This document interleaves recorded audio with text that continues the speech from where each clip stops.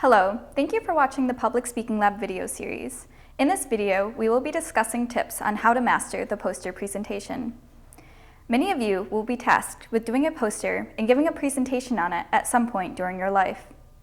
Whether it be for a class project, a capstone, or in your later career, knowing how to give a successful poster presentation will greatly benefit you.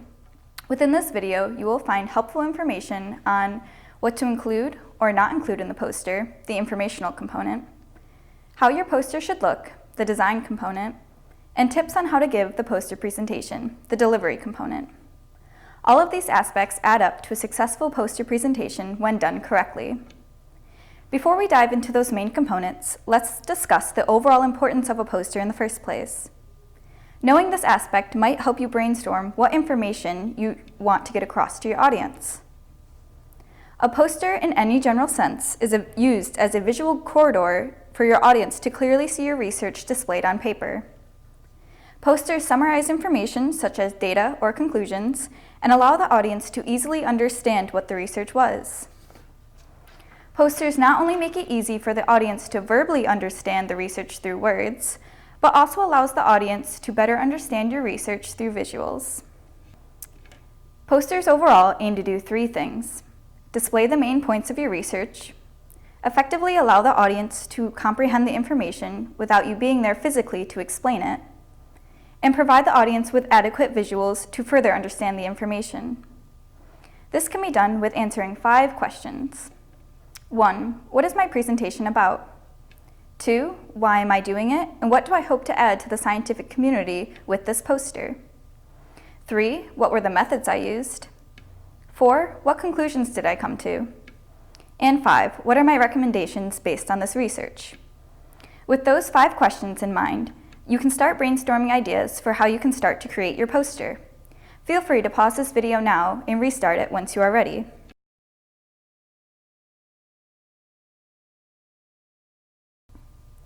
Now that you have brainstormed a little, let's dive into the informational component of your poster. Most research posters have 3 main sections with multiple sections within those 3. However, that being said, your specific poster might not include all sections or might even include more. It all depends on what type of research you did or if the assignment asks for different or specific instructions. The 3 main sections are introduction, research, and conclusion. Within the introduction, there are sections of introductory statements, abstract, background, hypothesis, and objectives or purposes. Within the research section, there are sections of materials, methodology, analysis, models, and results. Within the conclusion section, there are sections of conclusion statements, recommendations, implications, discussions, acknowledgements, and a section to highlight any sponsors or people affiliated with the project. There are many templates online that you can choose from, like the one displayed here on the screen. Just remember that when deciding on what template to use, make sure it has the main sections that were just outlined. Additionally, remember a concise title and your name or names of your group members are also very important components of the poster that should not be forgotten about. These sections are pieces that can be pulled directly from your scientific paper and condensed in order not to overwhelm your readers. That means leaving the nitty-gritty details of your research for the scientific paper, and if possible, using graphics instead of words. Feel free to pause this video now in order to brainstorm information for your introduction, research, and conclusion sections, and restart the video once you are ready.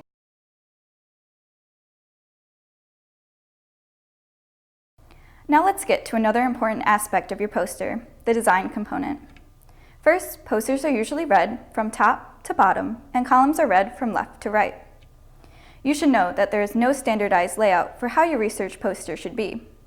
That being said, I'm going to give you examples of what should be included in your poster, and you can place them in your poster in a manner that makes logical and organizational sense. If your poster assignment has specific guidelines for layout, follow those.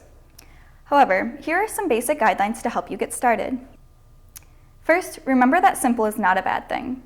Creating overcomplicated and too colorful images or graphics can be distasteful to the audience and create unnecessary confusion. Second, make important information stand out. This can be done through use of bold words or use of colors that contrast. Lastly, make the contents of your poster larger than you think they should be. Posters should be visible to read about 3 feet away. This is so people will not have to go directly up to your poster and read it as if they were holding a newspaper. This also helps to keep your poster simple and concise. So what types of visuals should be included anyway? Well, any graphs or charts or data tables that were used throughout your research or findings should be included. Actual photographs of important instruments or techniques used to collect your data, and appealing images to help draw people's eyes to your poster.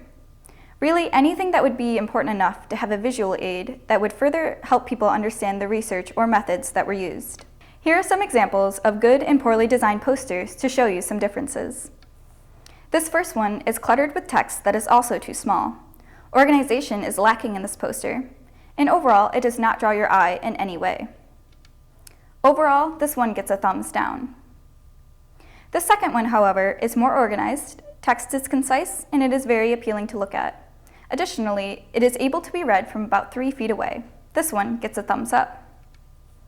Now that you have seen some examples and have an idea about what types of visuals to add, feel free to pause this video now to brainstorm or sketch out a mock poster. When brainstorming your poster design, keep these 3 things in mind. Simple, make important information stand out, and make it readable. You can restart the video once you are ready.